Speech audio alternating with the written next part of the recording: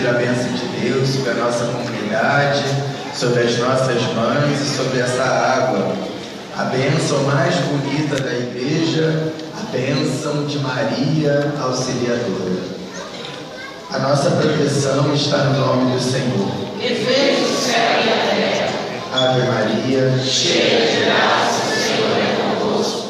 Bendita sois vós entre as mulheres, bendito é o fruto do vosso ventre, Jesus. Santa Maria, Mãe de Deus, rogai por nós, pecadores, agora e na hora de nossa morte. Amém. debaixo da vossa proteção nos refugiamos, ó Santa Mãe de Deus. Não desprezeis as nossas súplicas em nossas necessidades, mas livrai-nos sempre de todos os perigos, ó Virgem gloriosa e bendita, Maria Auxiliadora dos cristãos. Ouvi, Senhor, a minha oração. Chega a nós o meu clamor. O Senhor esteja convosco. Ele está no meio de nós.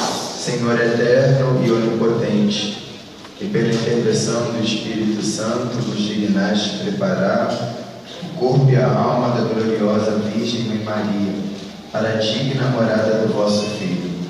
Fazei que sejamos livres da morte eterna e dos males que nos rodeiam, pela intercessão daquela cuja comemoração nos alegra. Por Cristo nosso Senhor. Amém. O Senhor esteja convosco.